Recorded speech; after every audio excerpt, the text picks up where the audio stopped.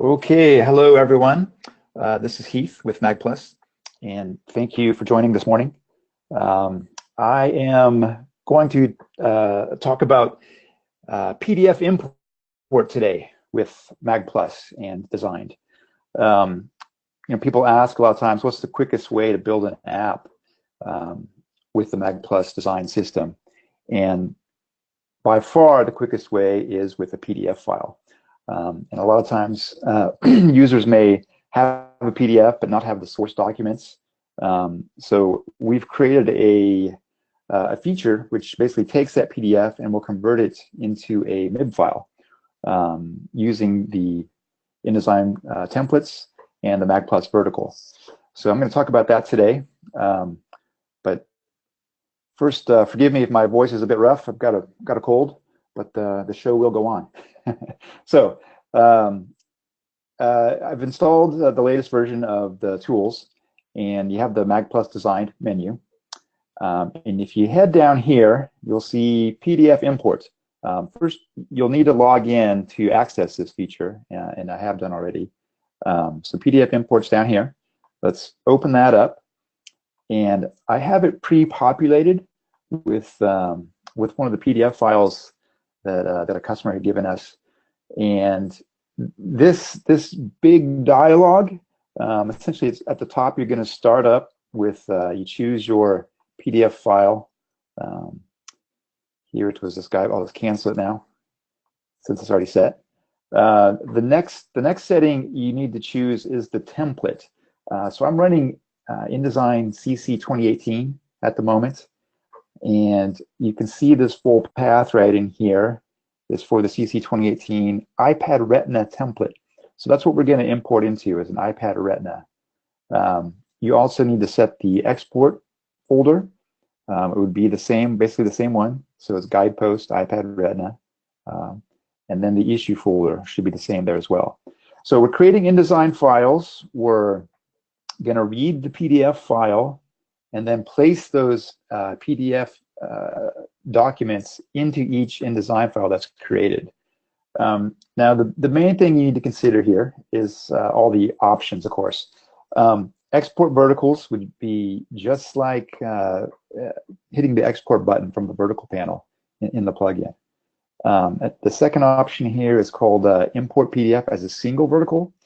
So most documents you can think of in a linear fashion, right? So it could be horizontal, which in that case you'd want to uncheck this box. Or if you just wanted a single PDF file with a bunch of pages scrolled vertically, you would check this box. For the first example, I'm not going to do that. The next one is use linked images. Now what that does is after it places the PDF, you're essentially checking the box in the object panel which says use linked images. So what that'll do is copy the actual PDF itself into the assets folder, and that will be used by the app. So when we create the MIB, it'll actually have a piece of PDF, an actual PDF file in there. If you don't have this checked, what we'll do is actually take a snapshot of the page when we export it. So you'll end up with a JPEG or a PNG if you have that PNG setting on. Now, the reason to not use linked images is if you're trying to make a really small MIB file. But by far the best result is to keep that checkbox on. That allows the app to then use the PDF natively and take advantage of that vector graphic you may have in the PDF, as well as, of course, the text, the fonts, and everything in there. But really, it's kind of what your goal is here. If you want something really lightweight, don't check that. Next option, you can see it's truncated. It's called shared linked image. You don't really need to use this unless you just have the same PDF file you are reusing in multiple places. What this does, of course, is put the asset into the shared folder so that different verticals will be pointing back to this document. Now, this next one is interesting. It's called Slice PDF, and it's on here. So what that does is if you have Adobe Acrobat Pro installed, what we're going to do is take this PDF document here, and you can see the number of pages is 76. So with this feature on, we're going to go through and slice that single 76-page PDF into 76 different unique PDF files. The reason you do that is that we're going to have basically a vertical for every PDF page, and you want the asset folder to be as small as possible. And the way to do it is just to use a single page there, a single PDF document for one page. So that's on, and unfortunately you can't do that with Reader. You got to have Pro to use this feature. And if you look down here, you can see I've got Adobe Acrobat Pro installed. The next one is place on B layer instead of the A main tower. With the PDF, since it's normally the size of a printed page, like let's say a US letter, to me, I think it makes the most sense to use it on the B layer. If you had something which was sort of like a long scrolling document, which is meant to be viewed online, then go ahead and place it on the A layer, and that way you can scroll up if it's bigger than a page. The next one is horizontal orientation. So if you know your PDF were designed with that horizontal orientation in mind, check that. Or you can also, even if it was designed with portrait, you can do it, but it will end up cropping there, or based on the scale rules, it may scale to fit, but it will skew. Next one would be this transparent PDF background. That's basically behind the PDF. It'll leave like a excuse me, transparency layer in your app. So this is pretty rarely used, though, to be honest. And it would depend on how the PDF itself was built. The next one's fit content to frame. So you normally want to do that, so that way it fills up the full page, the full screen. Or conversely, you could do fit frame to content. And that would keep the same aspect ratio as the PDF was originally designed for. Fitting mode, height is default. That's what I normally use. You could choose width or percentage of the width. And then if you choose percentage of the width, you'll then basically be able to adjust this value from 0 to 100. The pan and zoom mode, since we're using the linked image, I do want to have zoom on. So zoom set there, and I've got basically a 4x zoom set. So that means when I'm viewing that page in my app, I can pinch and zoom on that vertical to a 4x value here. The background is white in this case. And this last one is called PDF crop. So this basically will be enabled based on the boxes that were created in your PDF document. So if you created it by scratch in Acrobat or another app, you can adjust it to the art or to the trim or something, or the bleed if you're using bleed. There should always be a media box, and that's what's selected by default. So that's what I have now. And I'll talk about this while I'm running the script. So this is actually, it's a big document, 76 pages. It's going to take about a minute for Acrobat Pro to slice it, and then about 4 to 5 minutes for InDesign to go through and to import it. So I'm not going to export verticals right now. That takes another minute or two. So I'm just going to go ahead and start running and discuss kind of what we're doing. So I've already exported the vertical, so I don't need to do it right now. But basically, I'm going to run this script. And the main reason we do this big document is kind of so you get a feel of what it's going to be like on your machine. So what's happening now is that it's switching over into Acrobat Pro. This will be the active app for about the next 60 seconds while it slices all those 76 files into individual elements and then saves them out. So once that's finished, it'll go back into InDesign and then go through the process of creating the InDesign files, placing all of those. It won't do an export, but it will go through and place and create all those InDesign documents. So at the end of this, you should have 76 InDesign documents for the PDF file. Now, one thing to consider here is where your PDFs come from. And now, if you're using Adobe Acrobat to generate them, a lot of times they do not include the metadata that our plugin needs to read the file. So probably the most common question is, hey, I try to run this, I get an error saying it can't parse the PDF file. Well, that's because it's missing some of these core tag elements.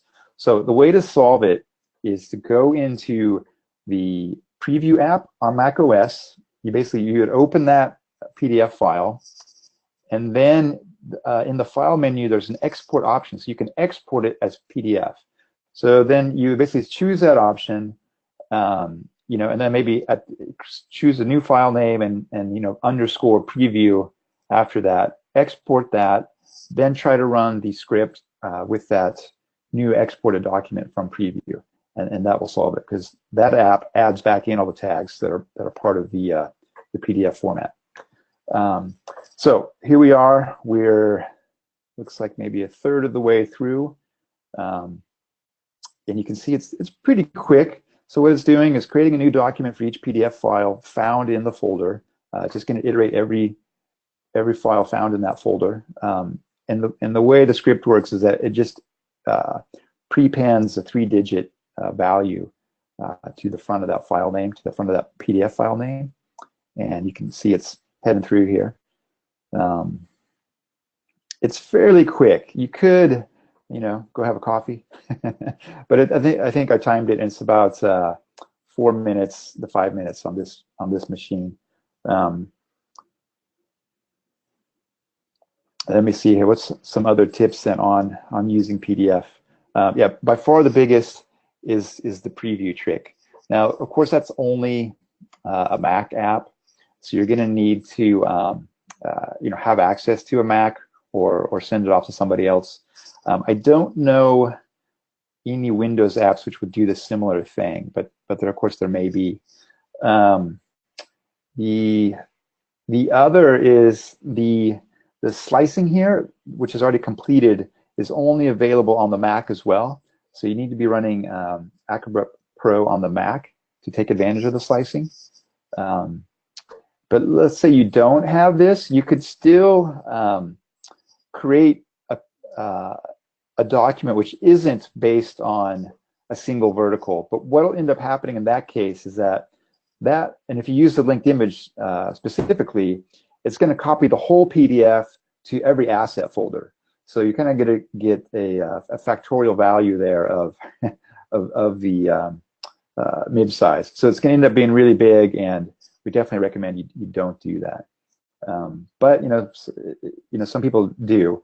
The other thing is that if you're using the single page, the single vertical PDF, is that we're just keeping that file by itself. We don't slice it, and then internally, it then just links to that page in the PDF, and so there it's finished.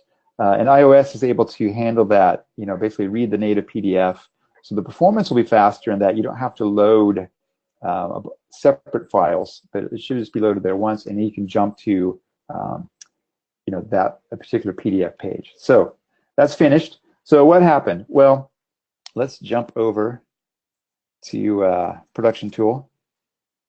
And since, like I mentioned before, I'd already exported this. So I've exported everything and placed it. If I show a list here, you can then see, here's page 1. It's 001 GP September 2016, the MIB version and the device, which is iPad Retina.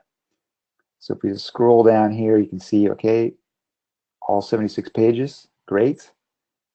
Back to the preview, and yeah. So if I just scroll here, that's going to be, yep.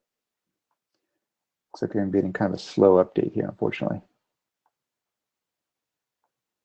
Okay. Well, we can scroll via the wall view then, but basically you can see each page exported. It's using the PDF as a linked image. So the terrific thing is now we can review all and take a look at what it's going to look like on the iPad. So I'm running the simulator. I'll go ahead and click the review all button. So it's going to send it to my simulator. And it's building the MIB right now. So each time you click review all, it does build the full MIB. And almost there. Okay, let's switch to the simulator. And you're going to see, I'm just going to hold down, do a long press. Here's the scrubber. Here are, yeah, all my pages. So jump over here. And if I double click, it's going to do a max zoom. So it's right here at 4x. And you can see the image isn't pixelating. Looks great due to that vector. So this by far is the quickest way to get an app up and running. So you've got the MIB built. You're basically ready to go. So what are some other things people may do before? This is just taking the PDF and it's going to look exactly as the PDF looks, but in app format. So a lot of times when you're creating the PDF, you're going to want to go through and add interactivity. So hyperlinks will be the big one. So let's say after I've run this script, I don't do an export the first time. I can then go in and open any of those documents there. And I have, okay, so here's the result of what's happened here. And you can see, swap it out. So here are all the PDFs that were generated, all 76 of those files. The export occurred in here. Actually, this is where all the InDesign files were created. And we put them in the Apple iPad Retina folder since this vertical is explicitly a Apple iPad Retina. So it makes sense to group it. Then you're going to see all your verticals are in here, have been exported. So here's the content. You can go in, here's the asset, and then you're just going to see there's page 1 of this file. The naming convention is mostly due to the way see the pixel value for the iPad Retina, the at 2x. But essentially that's it right there. So super simple. But you could come in and say, all right, well, let's open this guy. And I want to add some interactivity. So you can head up here, open up the object panel, create. You could select this. Here is the block, right? You can see here's use linked image. It's pointing to that PDF file, which is the linked image, and it did scale according to height. So you got a little bit of a border right there, right where the cursor is. So you can see it's, and you can change that based on the scale rules when you import. You could come in and just say, all right, I want to add a clickable area to this. Let's just, I can add a link. So if I tap anywhere on here, I can just say, all right, well, it's gonna, want to have a link here to magplus, for instance, if you do that. So then basically now you save that and would export it here, and now I've got a link for the next time. I send that to the reviewer. So this is probably the most common.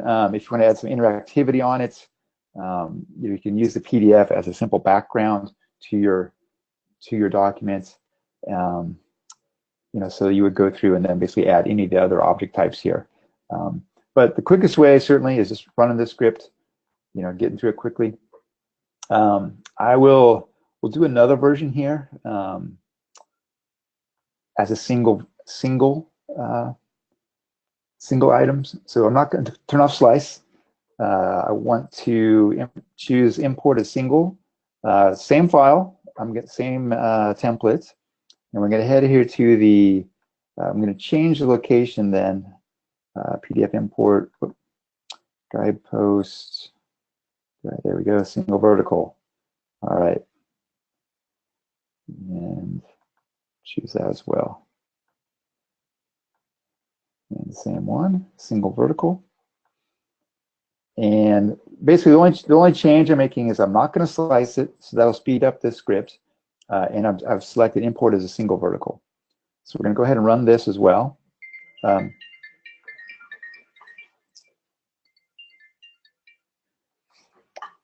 And this should be quite a bit quicker.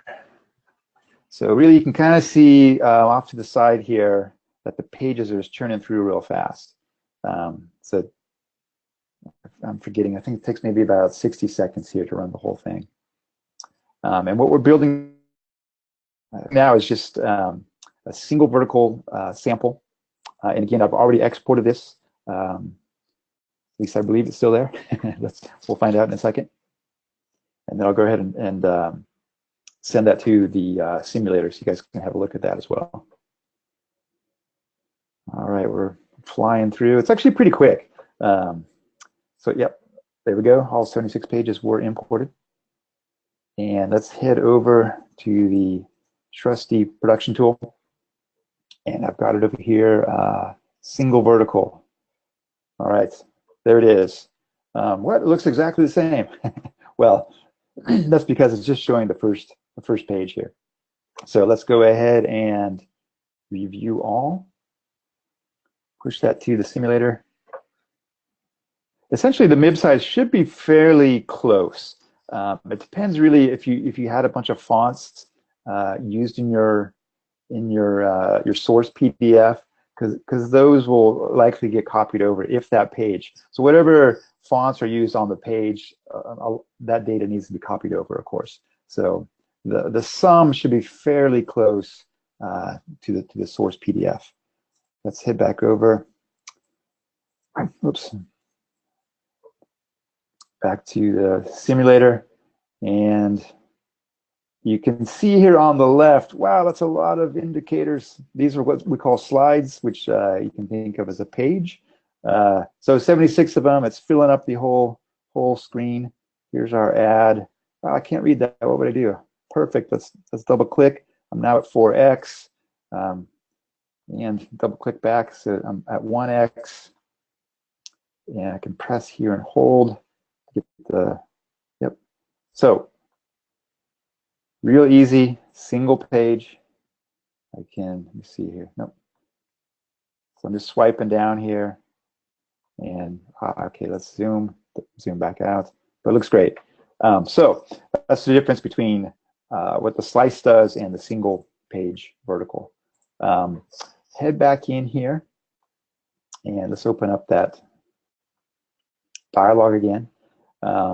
So basically, you start off, choose your PDF, you choose your template, and then basically, where do you want to export your files?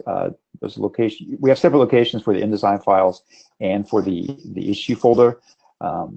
It's common practice to use the same folder in that case, but if you don't want to, you can do custom locations.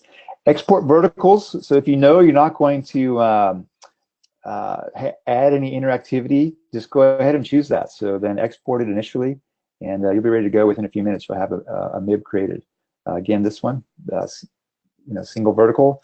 Use linked images. Again, recommend having that on. Share. If you have use linked images, that's when we enable the slice feature. If not, then it doesn't matter. You don't need to slice it. Place on the B layer or A layer. Orientation you can change right here. This transparency effect, and again the fitting options. So we recommend default is fit content to the frame.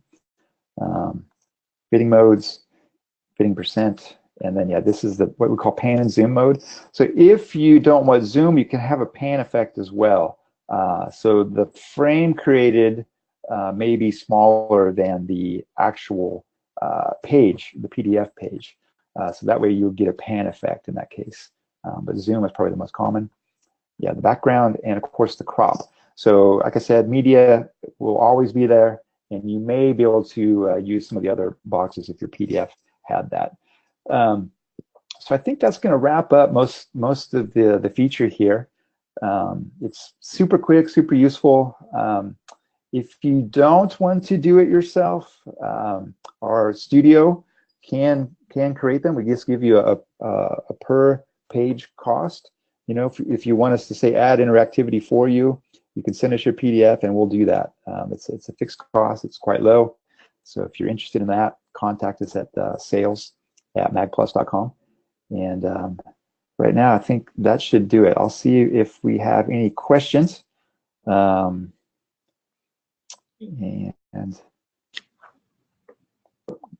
hello? Yeah, go ahead. Yeah, hello. Yeah, hi, how are you? Hi, just fine. Thanks. Thanks for Yeah, joining. yeah. Another option saying PDF import options, there's a field called fitting mode. So Mhm. I wanted to know what, like, when we should use that percentage width, X percentage of width we are talking about. So when should we Right. use it? Oh, well, good question. It's Mm. really just we had, I think, a few requests uh, from a couple customers to add this feature. So the idea would be if you wanted to say have PDF content on part of your vertical, and then you're planning to add, say, some manual content on the other portions of the vertical. So this way you could say, all right, I just want to fill half my screen with the PDF content, and the other half I'm going to create custom blocks. So that was sort of the idea there. If otherwise you'd have to go through manually of each page and resize it, for instance. So that's sort of the idea behind that feature. Okay, so it is basically to customize your content. Exactly. Uh-huh. Um, Right, right. right. Thank So you. it really depends on your the orientation, of course. Sometimes you may have a spread format, which was done in landscape. So you want to sort of fiddle with these, and it's pretty quick. You know, you can try different values here to see what looks the best. Um, Okay. but there's normally not a one-to-one mapping between the PDF page size and then to the iPad screen, which is a 4:3 aspect ratio. So yeah, Oh, great, thank you. yeah, thank you. Sure. Um, all right, well, thanks very much, everybody. We're going to go ahead and we'll edit this and post it to our YouTube channel. But as always, feel free to send us, questions and comments, and we'll talk to you next time. Thank you.